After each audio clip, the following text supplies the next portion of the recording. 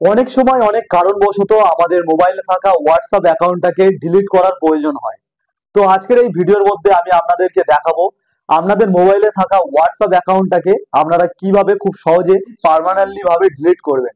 তো চলুন যা যাক মোবাইল স্ক্রিনে। তো আমি এখন চলে এসেছি আমার মোবাইল স্ক্রিনে। এখান থেকে জাস্ট আমার হোয়াটসঅ্যাপটাকে ওপেন করব।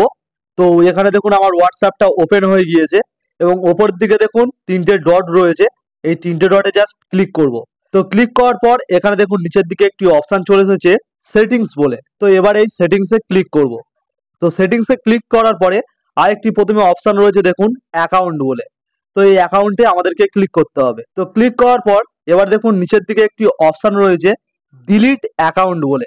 তো এবারে জাস্ট এখানে ক্লিক করব। তো এখানে ক্লিক করার পর তো দেখুন এরকম একটি অপশন চলে আসছে এবং নিচের দিকে দেখুন দুটি অপশন রয়েছে, একটি হলো কান্ট্রি আর অপরটি হলো ফোন নাম্বার। তো কান্ট্রিতে আমার ইন্ডিয়া রয়েছে, যেহেতু এটা আমার ইন্ডিয়ান হোয়াটসঅ্যাপ। তো আপনাদের যদি অন্য কোনো কান্ট্রি হয় জাস্ট এই পাশে ক্লিক করবেন। তো করার পর বিভিন্ন কান্ট্রি চলে আসবে, আপনাদের যেই কান্ট্রি সেটা এখান থেকে সিলেক্ট করে নেবেন।